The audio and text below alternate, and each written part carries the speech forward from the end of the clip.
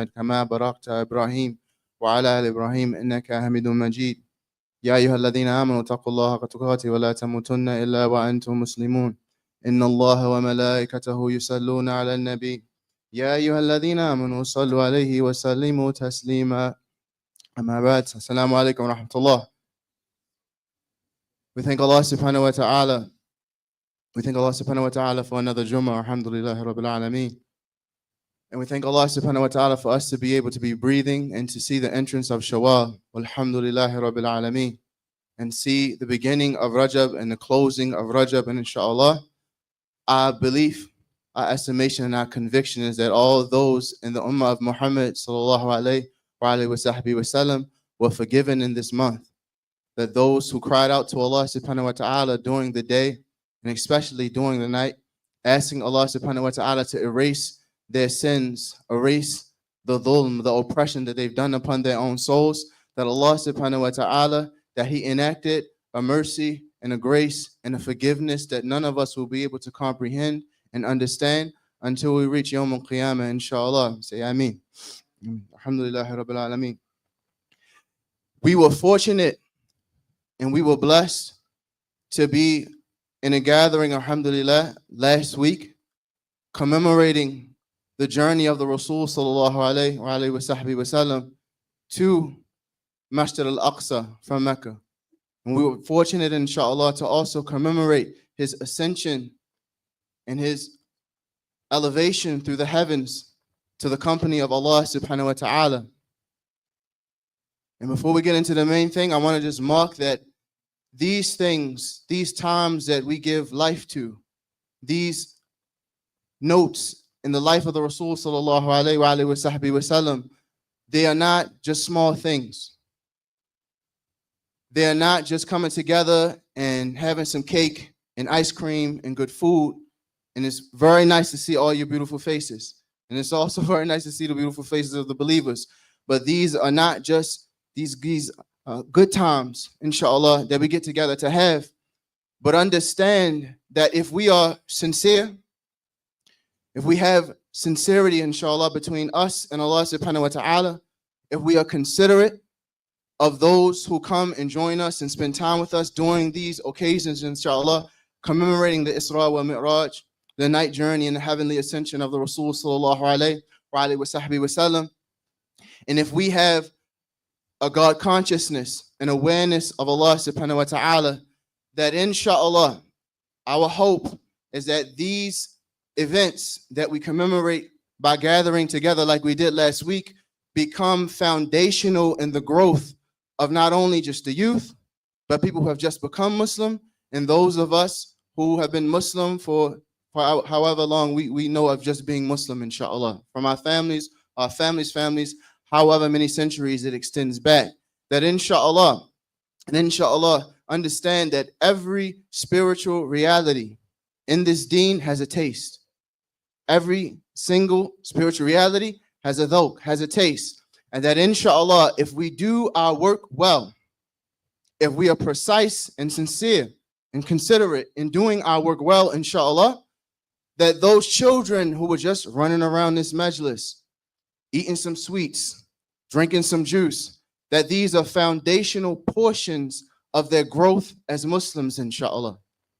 These are foundational portions of growth in their faith, inshallah. And we know if it's going to stay later on in 20 years like it is today, they will be flying directly into a society, a nation, a country that wants to completely destruct anything we've put forth, inshallah, from the Rasul sallallahu alayhi wa sallam.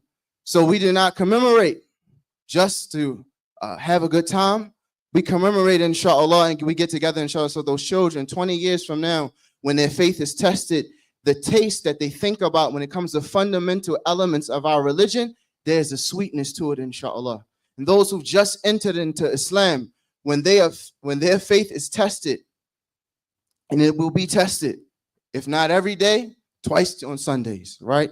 That inshallah, that when they think about the foundational faith elements of this path, there will be a sweetness there, inshallah. And that for those who have been Muslim their entire life, and all they know is Islam, that they will be reminded of the sweetness of this religion and the sweetness of this faith and the same sweetness that Abu Bakr radiallahu anhu, he bit down into when he was asked about your friend who claims he went to Masjid al-Aqsa and he went into the heavens. The sweetness of that faith is what made Abu Bakr radiallahu anhu say, if he said it, it's true. And so we asked Allah subhanahu wa ta'ala that those things land, inshallah, and that they land firmly. The Isra wa Mi'raj was about what? Reality and faith. Reality and faith. One, the reality that the Rasul sallallahu alayhi wa sallam was stirred awake by Angel Jibreel alayhi salam. Not only was he stirred awake by Angel Jibreel alayhi salam, was that he was mounted on a barak, a heavenly beast, and that beast carried him to where? To Bayt Maqdis, to Masjid al-Aqsa, inshallah. And that after that, he met all of the Anbiya and they prayed in Masjid al-Aqsa and he led all of them in prayer. Not only that, that he ascended the seven heavens. And that finally, the reality is that he met in the company of Allah subhanahu wa ta'ala. Now here's the kicker. We talk about reality. The reality is that not only the Rasul sallallahu alayhi wa sallam be in the company of Allah subhanahu wa ta'ala, the reality is that he came back. If any one of us were to go to the heavenly realm, you could say, I'll just say me. If I make it to the heavenly realm, I can guarantee you, without a shadow of a doubt, I ain't coming back. I'm not coming. I'm not that strong enough, right? But the Rasul sallallahu alayhi wa sallam, in his in his ihtimam, in his concern for the ummah, for everybody that's here, for every soul that's here, the Rasul sallallahu alayhi wa sallam gladly came back. Gladly came back to continue to rescue these souls that he had this constant concern about. Alhamdulillah Rabbil Alameen. And it is our belief, and that was our belief, inshallah, that one day all of us will have the affirmation that Amr ibn Abd Qais had when he said, "Lo kashifa al-ghita'u ma azdadtu yaqeen," that had the veil been lifted, if the veil was to be lifted, the veil of the unseen, the veil of the unseen realm, it would not increase me in certainty in any way, shape, or form. Why? Because he already had bit down into the sweetness of faith and the sweetness of certainty. If he were to see the malaika that take place every day and throughout the day, it wouldn't increase him in his faith. If he were to see the shayateen that are running rampant in the streets, working on people's hearts, it wouldn't increase him in his faith because he already believed in what? La ilaha illallah Muhammadur Rasulullah sallallahu alayhi wa sallam. Everything that is thereafter, icing on the cake. Everything that is thereafter, icing on the cake. Every single year, alhamdulillah Rabbil Alameen, if Allah subhanahu wa ta'ala allows us to be able to see it, if he allows us to be able to see it, we have markers in the life of a Muslim. We have markers in the life of those who claim to follow the Rasul sallallahu alayhi wa sallam. Every destination has what? Its own roads. Every road has its own markers. If I were to ask somebody, how do you get to Bloomfield Hills? You would direct me by road. If I could say, how will I know I'm getting close? You would say, oh, well, you know, there's going to be this intersection. You see these street signs, and then, inshallah, you know that you're getting close to there. Maybe you're 10 minutes away from your destination.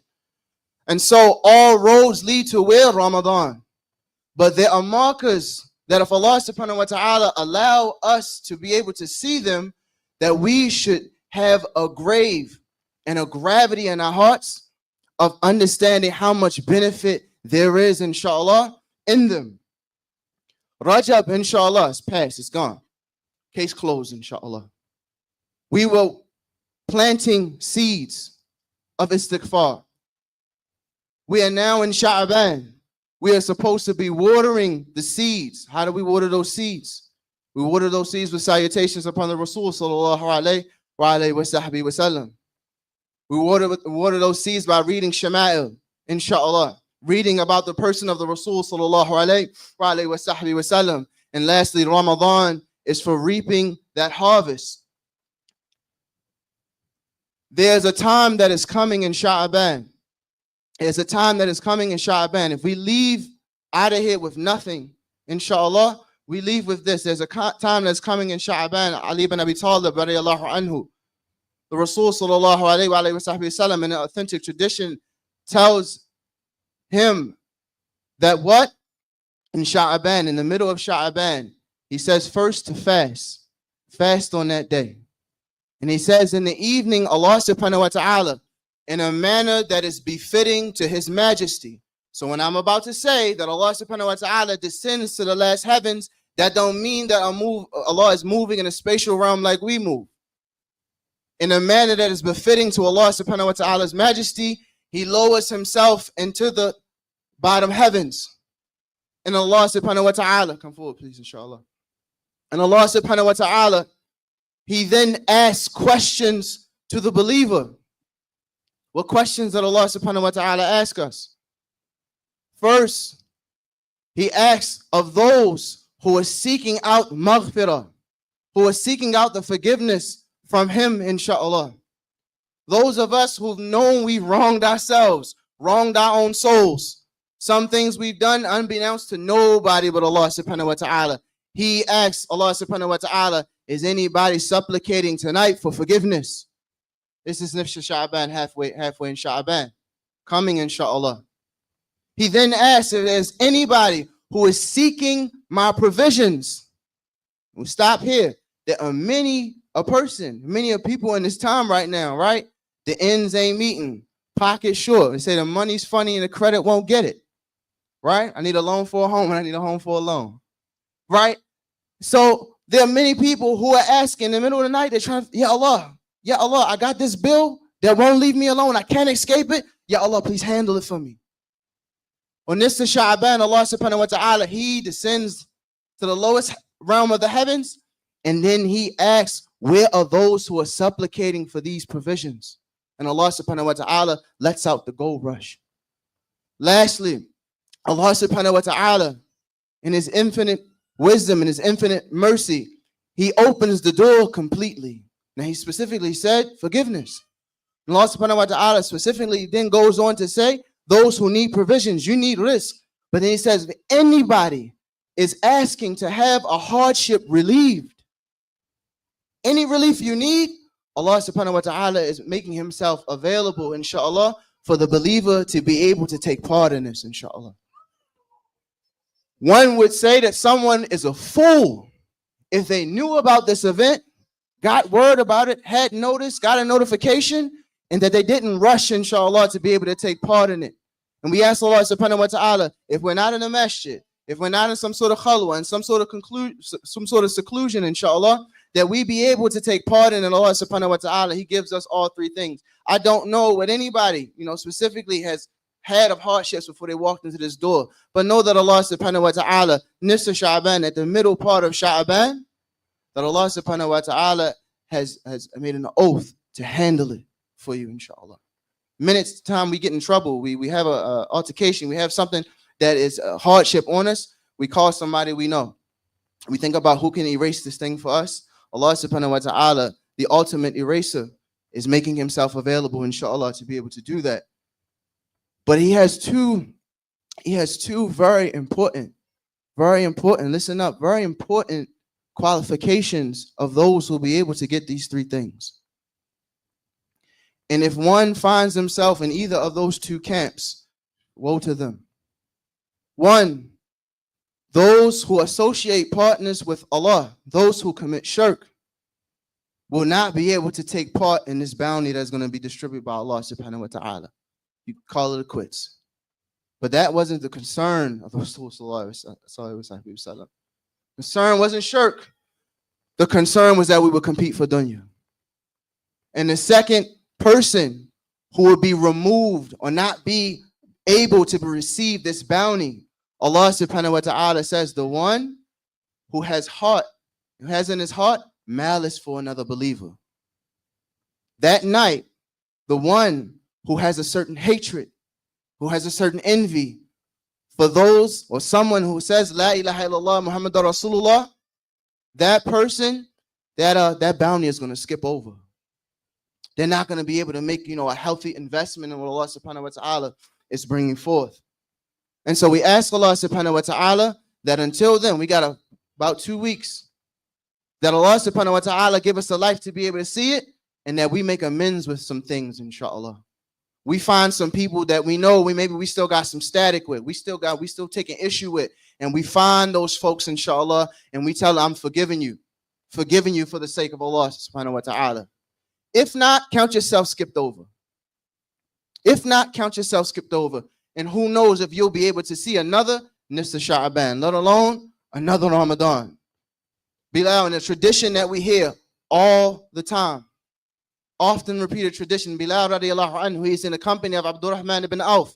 He's in the company of Khalid ibn Walid. He is in the company of Abu Dar al-Ghifari radiallahu anhu. Radiallahu anhum. And what Abu Dar senses in Bilal that he's making himself too a part of the conversation of nobles that he's with. And he says the infamous insult to Bilal, "Oh, you son of a black woman." And Bilal, radiallahu anhu, I want us to juxtapose something. Pain in Bilal ain't no thing. Bilal was the same one who stood with a boulder on his chest in the middle of the heat. But understand the weight of words upon someone. It was Bilal who didn't denounce his religion, didn't denounce Nabuwah, didn't denounce prophecy on account of having a boulder on his chest in the middle of the heat. It was him that could stand that. But words from someone who said, La ilaha illallah Muhammadur Rasulullah, words from someone who also believed in prophecy, who also believed in this great realm, believed in the same realities that Abu Bakr radiallahu anhu believed in, those words he could not stand, he could not take. Bilal radiallahu anhu becomes disgusted, dejected. He's harmed by his words, maybe far more than that boulder that was on his chest, on account of who was it coming from? His Muslim brother. He leaves, he tells the Rasul sallallahu alayhi wa sallam what he said to him.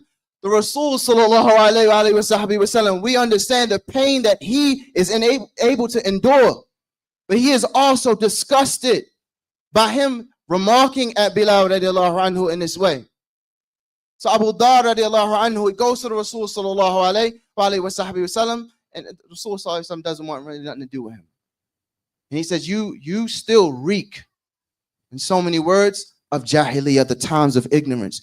You still back there when we treated each other like that.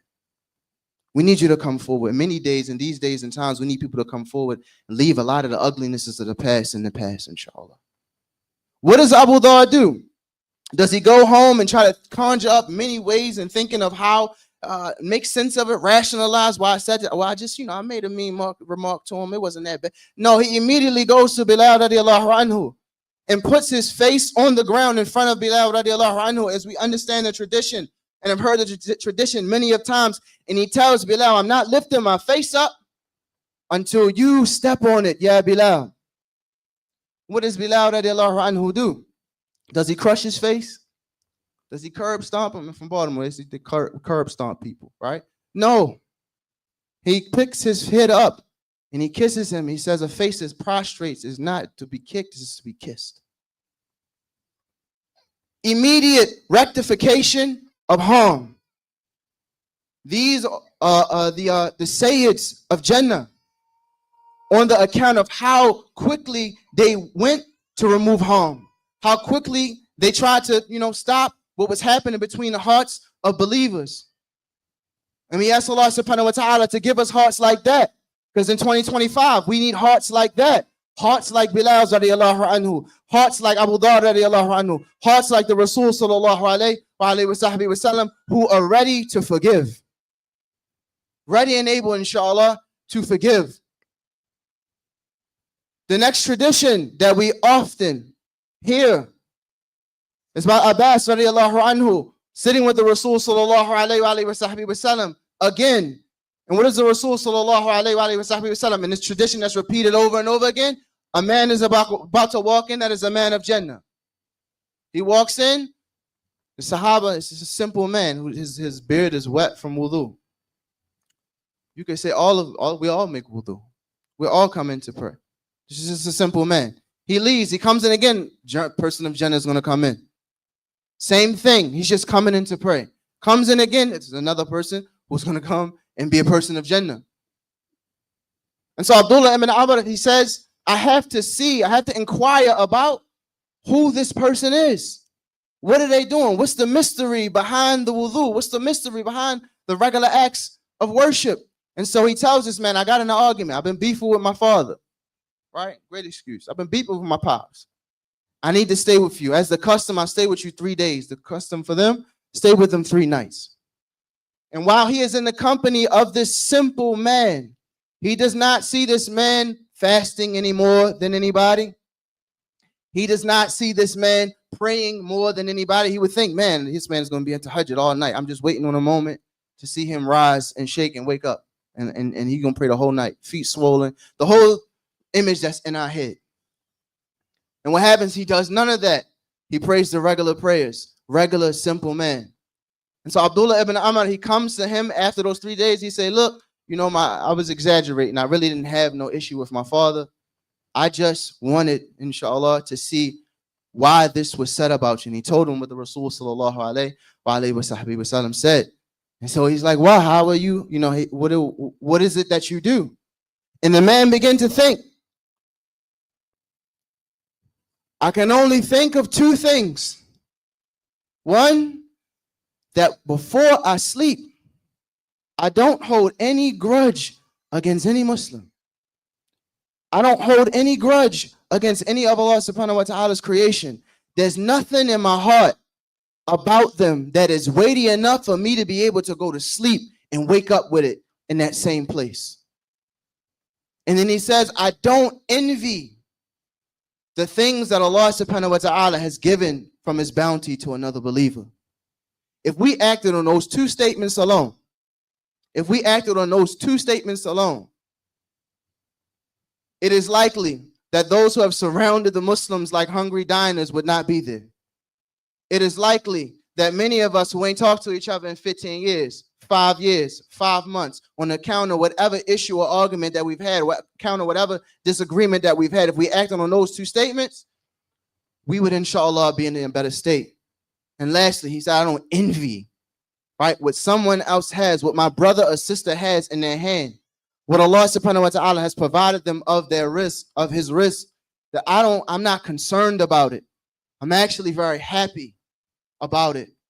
So I want us to understand, inshallah, if this time comes and we're able to see it, how bankrupt would one be if you spent the entire night asking Allah subhanahu wa ta'ala for mercy?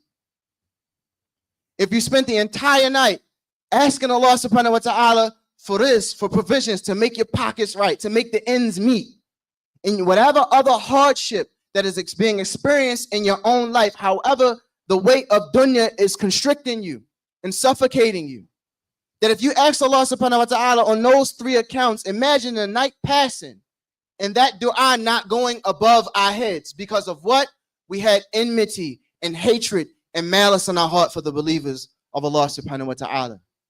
We had hatred in our heart for those who've uttered La ilaha illallah Muhammadur Rasulullah sallallahu alayhi wa alayhi wa sahbihi wa sallam. So it will behoove us, inshallah, as we close, to think about the proper heart work that is needed to be done to go into Sha'ban and to go into Ramadan. Over time, the heart grows rusted, the heart goes corroded, and the heart needs to be polished, inshallah. Few better polishes than La ilaha illallah. Few better polishes than salawat upon the Rasul sallallahu alayhi wa sahbihi wa sallam. And understand, this is a heart matter. People could come here and they say they're always talking about the heart. What is this with these heart people? These heart, qulub, all day long. And understand that the realm of the heart is far deeper and unimaginable than anything we see being acted out with imamas and thobes and all these sorts of things. That the realm of the heart is a place that, inshallah, if Allah allows it, that Allah subhanahu wa ta'ala can unfold unimaginable blessings, but it also can be a host to horrid character traits. You understand? You can have 2 people. You can have 2 people cleaning a building for the believers. That one person could be thinking, I am the king of these people on the account. I'm the only one here cleaning up. The other person could be thinking in their heart, what a privilege, what an honor that Allah subhanahu wa ta'ala has bestowed upon me to just be able to just dust this, hand out some water. Those 2 people are not alike. Likewise, somebody who is giving money and thinking, oh, this poor dude, man, take this $5. Take this 500. Or the other person said, what a privilege for Allah subhanahu wa ta'ala to give me the means to be able to help in any way. So the heart matters.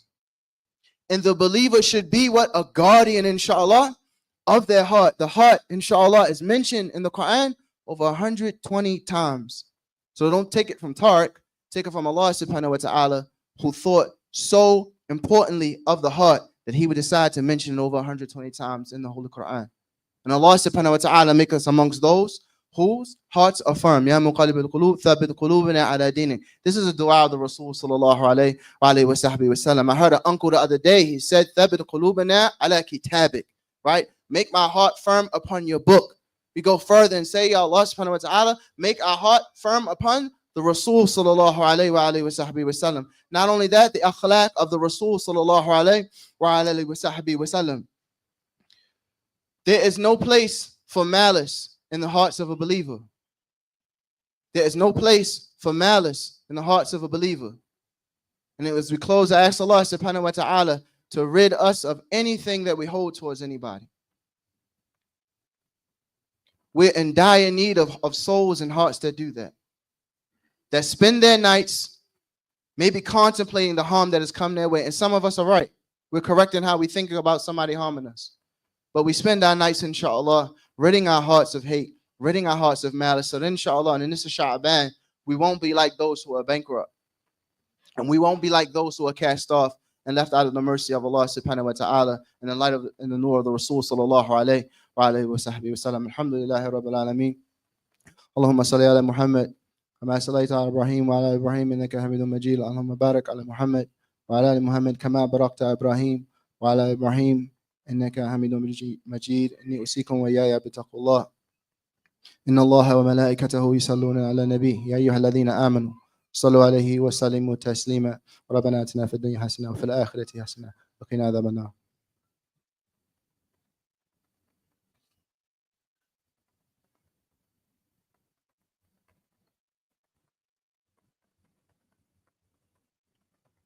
الحمد لله رب العالمين. اللهم صل على محمد نورك الساري ومددك الجاري واجمعني بكل أجواري وعلى آله وصحبه يا نور. يا أيها الذين آمنوا اتقوا الله حق تقاته ولا تموتن إلا وأنتم مسلمون. إن الله وملائكته يصلون على النبي يا أيها الذين آمنوا صلوا عليه وسلموا تسليما. اللهم اغفر للمؤمنين والمؤمنات والمسلمين والمسلمات. ربنا آتنا في الدنيا حسنة وفي الآخرة حسنة وقنا عذاب النار. ربنا لا تؤاخذنا إن نسينا وأخطأنا. ربنا ولا تحمل علينا إصرا كما حملته على الذين من قبلنا. ربنا ولا تحملنا ما لا طاقة لنا به. واعف عنا واغفر لنا وارحمنا أنت مولانا فانصرنا على القوم الكافرين. إقام الصلاة.